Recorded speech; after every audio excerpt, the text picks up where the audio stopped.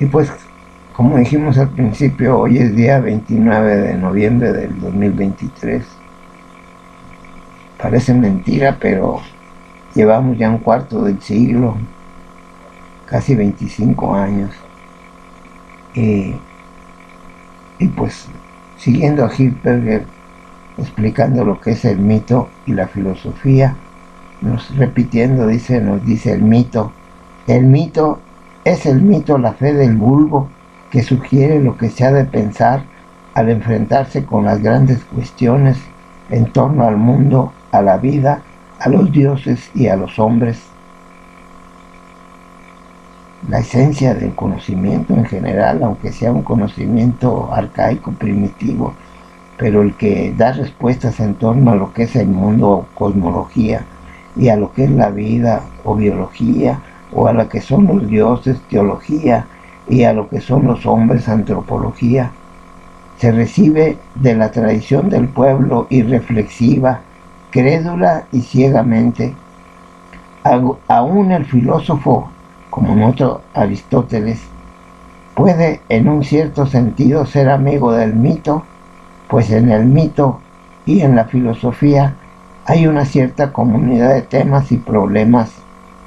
Y por esta razón, Aristóteles, cuando va a dar una nota informativa de la prehistoria de una cuestión filosófica y de los conatos de solución, dedica con frecuencia una cita benévola a los antiguos, diciendo, los que al principio teologizaron, hoi protoi teologantes, en griego, los que al principio teologizaron, hoi protoi theologantes,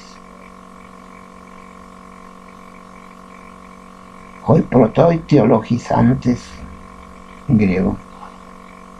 Eso es lo que es el mito, que aunque tiene muchas cuestiones con la filosofía propiamente, sin embargo es la fe del pueblo, la fe del vulgo. Y bueno, quienes augearon, quienes le dieron vida a las mitologías, pues no hay otro que el literato griego o los literatos griegos de la prehistoria de Grecia. Los literatos griegos de la prehistoria de Grecia fueron Homero, los poetas Homero y Hesíodo. Y nos dice, en el ámbito del mito tienen especial importancia Homero y Hesíodo y sus doctrinas sobre el origen de los dioses, teologías y del mundo, cosmogonías. Según la mitología de Homero, habría que buscar la causa de todo el devenir en las divinidades marinas, que en Grecia eran el dios Océano y Tetis, otra divinidad marina, porque pues hay que pensar que la historia de Grecia prehistórica era vida de mar. Vivían en muchas islas, el pueblo griego vivió en muchas islas, y en la parte peninsular o continental pues era Esparta y Atenas, pero vivían en Creta, vivían en islas, un montón de islas griegas. Todo lo que en la actualidad es el mar que está a la derecha de Atenas y al oeste de Turquía. Ahí están las principales islas donde muchos, tal vez miles de años antes de Jesucristo, los griegos desarrollaron un saber y una cultura. En todas las islas que en la actualidad, como Chipre, incluso Sicilia, incluso la isla que está enfrente de Sicilia, todos esos toda esa sesión de islas fueron el esplendor del desarrollo de Grecia miles de años antes de la aparición del cristianismo. Pero pues los poetas Homero y Hesíodo dieron una explicación mítica a todo el acontecer humano de aquel entonces en torno a las cosmogonías, las teologías, las antropologías. Y dice, continúa el autor, en el ámbito del mito tienen especial importancia Homero y Hesíodo y sus doctrinas sobre el origen de los dioses, teogonías y del mundo, cosmogonías. Según la mitología de Homero, habría que buscar la causa de todo el devenir en las divinidades marinas, Océano y Tetis. Como decía, se desarrollaron en un montón de islas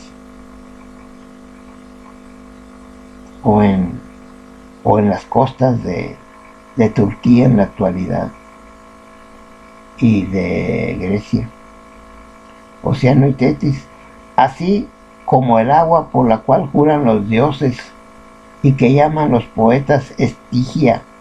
Estigia era también una divinidad con Tetis y con Océano, porque toda su vida, por cientos de años, el mar los trajo de aquí para allá y de allá para acá y para todos lados. Océano, Tetis y Estigia eran dioses poderosísimos para los griegos de las islas peninsulares a Grecia. No conocían otra cosa más que el mar. El mar los hacía ser lo que eran. Fenicios, griegos, egipcios, el mar los traía locos, y el que no sabía cuestiones marinas pues estaba perdido, como el que no sabe leer, o el que no sabe sumar, o el que no sabe multiplicar, restar y dividir. El que no sabía de cosas marinas simple y sencillamente estaba, ahora sí que por así decirlo, haciéndose fuera del olla. Dice, en Hesíodo aparecen el caos, el éter y el eros como los comienzos originarios de todas las cosas. En Hesíodo, ya ves, los poetas que nos describe Hilbert eran Homero y Hesíodo. Hubo muchísimos más, pero Homero y Hesíodo simple y sencillamente dieron a conocer en forma de mitos las explicaciones del origen de las cosas. El origen de las cosas, que es muy importante, como vuelvo a decir, cuando un niño nos pregunta, ¿por qué las mareas, papá? ¿Por qué nace la gente? Hay niños que no son tan preclaros, porque los niños preclaros en la actualidad todos se lo explican al vuelo, no andan preguntando, se creen muy chingones, pero pues bueno, está bien, que con su pan se lo coma. Dice, en Hesíodo aparecen el caos, el éter y el eros. ¿Qué es el caos? ¿Qué es el éter y el eros? Pues el desmadre.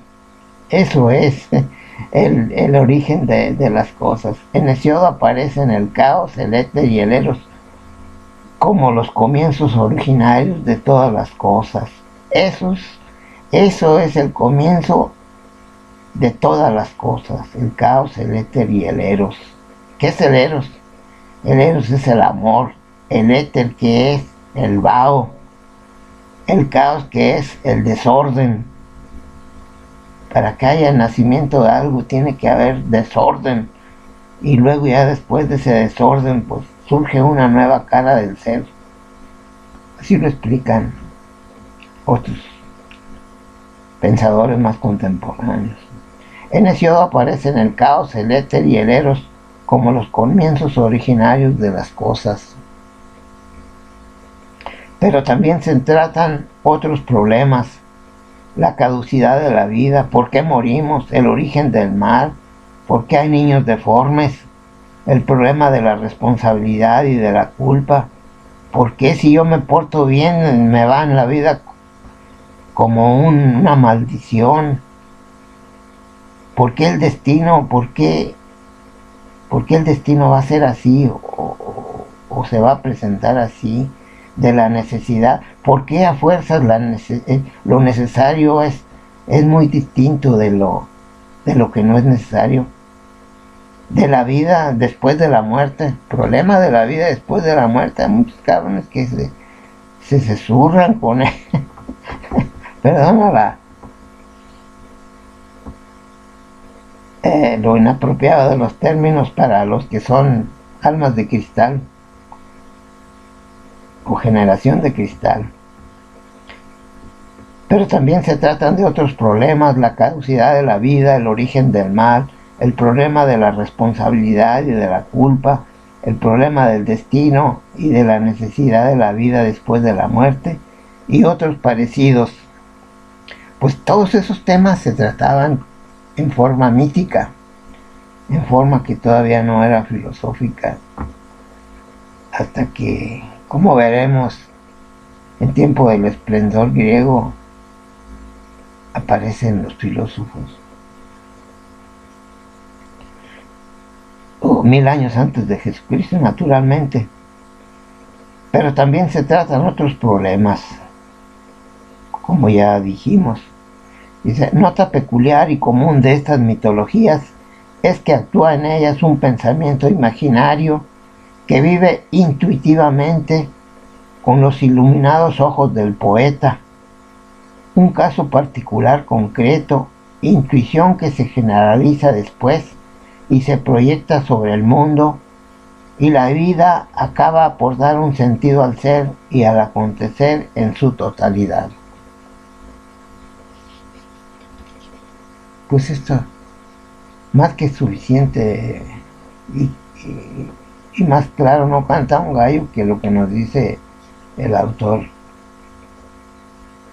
describiéndonos cómo eran los que creían en los mitos y quienes lo fomentaban, y que estos problemas se incluyen dentro del mito, como la caducidad de la vida. ¡Ay, caramba! ¿Por qué voy a morir yo? Nota, caramba, si voy a dejar a mis hijitos, voy a dejar a mis amigos, voy a dejar a mi esposo, a mi mujer, que tanto me han ayudado a llevar una vida menos pendeja, y que no les reconozco naturalmente, o no se los hago saber que me han ayudado. Entonces dice, repitiendo: nota peculiar y común de estas mitologías es que actúa en ellas un pensamiento imaginario que vive intuitivamente con los iluminados ojos del poeta. Un caso particular concreto, intuición que se generaliza después y se proyecta sobre el mundo, y la vida acaba por dar un sentido al ser y al acontecer en su totalidad. Posteriormente vamos a ver que la filosofía es totalidad. El que se diga filósofo tiene que abordar todos los programas, no sectorizarse en lo material y no sectorizarse nomás en las costumbres, en las éticas, o en lo económico. La filosofía es totalidad y abordaje de todos los problemas de la totalidad del ser, y el ser tiene caras infinitas. Bueno, todavía profundiza un poco más el autor y se va a explicarnos lo que es el orfismo. El orfismo, que fueron creencias que tenían los griegos respecto a Eran comunidades órficas, eran de un grupo de hombres que se unían y a veces clandestinamente, porque muchos no veían con buenos ojos que alguien instruyera a otros. Incluso luego Platón, en su época clásica de esplendor, va a decir que si todos los hombres conocieran la verdad, digamos solamente la verdad política, estarían en grave peligro, porque hay gentes que no quieren que les arrebaten el poder. Hay gentes que solo su macho es el que vale, solo su manera de pensar las cosas es el que vale. Y el orfismo era como una comunidad religiosa. Los órficos era una comunidad religiosa que, como vamos a ver más adelante, pues era su manera de pensar, y esos también ya se encerraban en su mundo de creencias, pitagóricos, órficos y otros muchos. Vamos a ver qué es lo que nos dice sobre el orfismo, que era, como digo, una comunidad que tenía ciertas creencias específicas, como la tenían los pitagóricos, que ellos creían que todas las cosas eran producto de los números. Los pitagóricos y los números, el mundo de los números, y pues no estaban tan errados los pitagóricos, porque todos los viajes a la luna y a los planetas se hacen con cálculos numéricos y trigonométricos. Si no se hicieran con esos cálculos y con esas nociones, pues estuviéramos en la edad del arco y la flecha, simple y sencillamente, o ni los europeos conocieran América, ni los americanos conocieran Europa, mucho menos otros lugares. Todavía en el 1800 de nuestra era, África era un continente desconocido, y eso que está a tiro de pedrada de Europa. Pero vamos a ver pues qué es la comunidad órfica y qué eran los órficos, y luego veremos qué eran los milesios y qué eran los pitagóricos, y luego veremos a sus principales representantes, gente de muy cajetudos y muy poderosos en el plano intelectual, que a todo le daban una explicación. Y luego veremos, como digo, a los pitagóricos con los números, y luego veremos Heráclito y los eleatas, estos locos que trataban, de qué se ocupaban. Heráclito, pues, como un preámbulo, decía que todo estaba hecho de fuego, y lo que no tenía fuego ya era naturaleza muerta. Vamos a los eleatas. Los eleatas eran gente que vivían en unas islas, que vivían en las islas del mar Mediterráneo. Pues posiblemente se están refiriendo a Sicilia, los eleatas, y a la región de Turquía en la actualidad, y otros muchos temas de pitagóricos y los eleatas, y luego vinieron otros más cajetudos que explicaron el mecanicismo, y que fueron los que empezaron los mecanicistas fueron los que empezaron a crear máquinas de cómo lanzar piedras más lejos, cosas, inventos mecánicos que dieron origen, niégalo usted, pero dieron origen a los medios de transporte en la actualidad. Y los humanos somos bien aprovechados, no damos las gracias de la facilidad del mundo moderno. Antes, para ir de Morelia a México se necesitaba una semana a pata, como las peregrinaciones actuales. pero pues tampoco es una gracia irse a pie habiendo camiones. Luego vienen los seres más espirituales con Anaxágoras, su formación del mundo, y luego se entra ya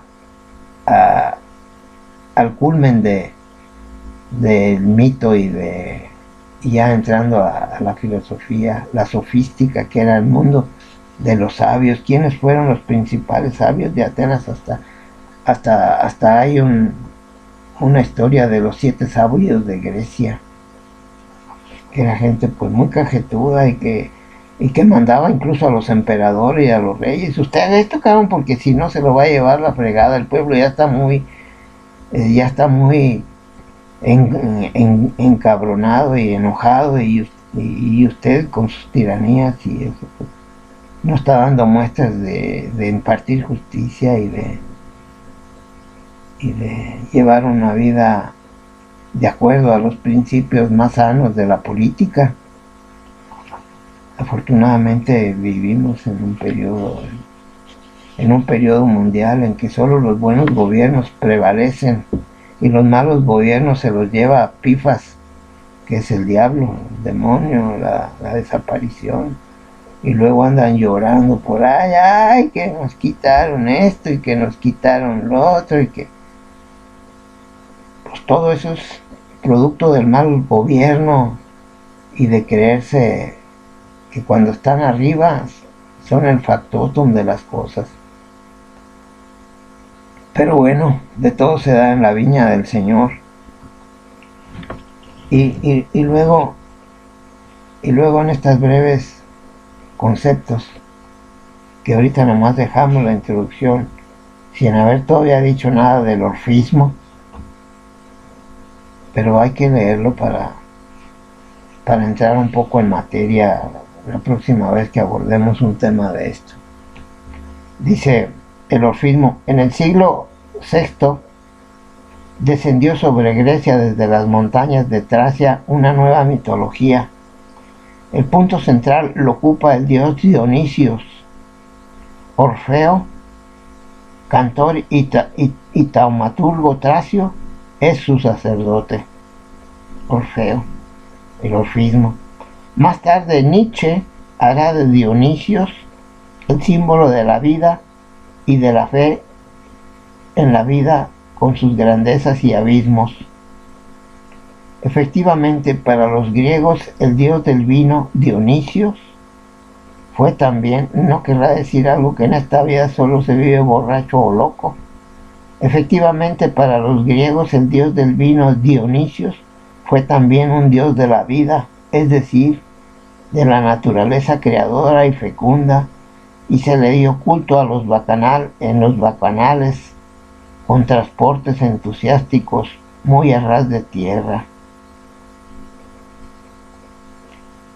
Fugarse de este mundo. Y pues efectivamente parece referirse en el concepto moderno de que en este mundo solo se vive borracho o loco. Los órficos le entraban al vino porque pues no había otra. ¿En qué iban a creer? En un montón de dioses solamente. El hombre pues busca lo más profundo, lo más espiritual. Por eso hay generaciones de cristal que todos se escandalizan. Se creen el epítome de la virtud. Dice: pero la dogmática de los órfilos lo era todo menos un canto alegre a la vida. Más bien tenemos en ella una extraña mezcla de ascética y mística, culto a las almas y esperanza de un más allá, lo que ciertamente resultaba muy extraño para el pueblo de Homero. El alma no es ya sangre, sino espíritu, procede de otro mundo, se halla desterrada en esta tierra como castigo de una culpa anterior. Está encadenado al cuerpo, con el que tiene que hacer un largo camino hasta que se vea libre de la sensualidad. Vía para la purificación de dicha sensualidad fueron ciertas prescripciones prohibitivas respecto de algunos manjares como la carne y las habas. Bueno, una plaquita de oro que acompañaba al cadáver en la tumba equivalía a un testimonio de que su alma provenía pura de puros y de que con ello había escapado al atormentador ciclo de reencarnaciones. Hallamos reflejos de las concepciones órficas sobre la suerte de las almas tras la muerte de los grandes mitos escatológicos de los diálogos de Platón, Gorgias, Fedón y en la República. También contenía ya la doctrina órfica una bien perfilada teogonía y cosmología. Cosmología, según ella, existían al principio el caos y la noche. Hay que entender por caos literalmente el vacío o el abismo. La noche produjo un huevo, el huevo del mundo del que salió un eros alado, una concupiscencia, un amor erótico tal vez, el eros alado, y unido con el abismo, el alado y nocherniego, en el vasto Tártaro dio origen a la raza humana, a la que hizo ascender a la luz. No había aún raza de inmortales antes de que Eros uniera todas las cosas unas con otras.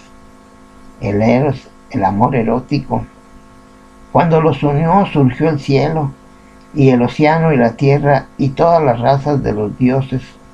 Según una fuente posterior, el primer principio del cosmos fue un dragón con la cabeza de un toro y de un león. En el centro tenía el rostro de un dios y en los hombros alas.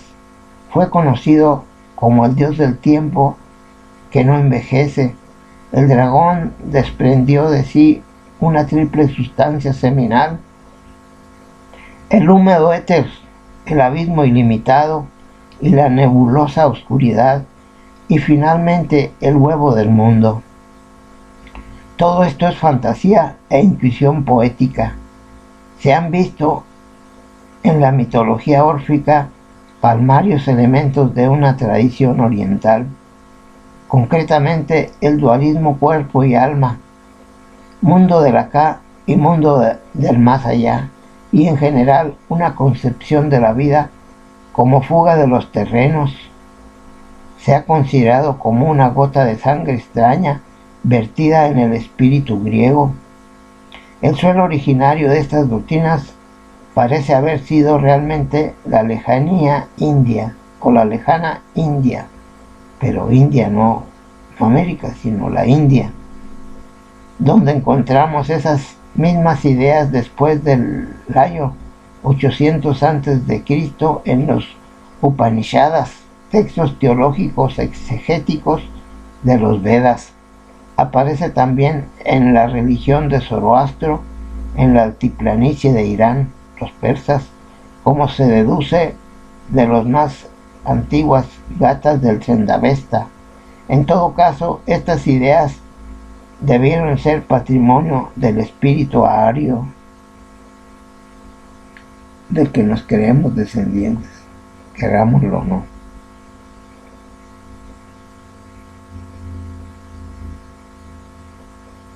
Vamos a dejarle por lo pronto así.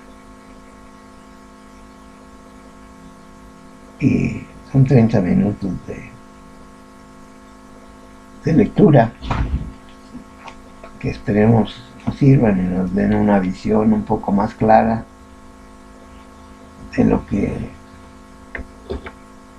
es el mundo de prefilosófico, de la prehistoria filosóficamente hablando, sin abordar todavía nada de la filosofía, sino puras cuestiones de mitos, de decires de poetas y de hombres que se reputaban como como sabios, como hombres que tenían el conocimiento y lo tenían. Podían callar al más letrado, y si tenían poder político peor, y si tenían poder militar más, lo callaban. Pues total, el poder, como luego vamos a abordar cuál es la ciencia de la justicia, y vamos a posiblemente a tener oportunidad de, de adentrarnos en lo que pensaban nuestros abuelos y, y pensar si hay alguna esperanza para nosotros, en que vamos a realizar nuestra vida, en que vamos a vernos realizados sin caer en exageraciones. Pero pues como digo, son 30 minutos y vamos a pararle aquí.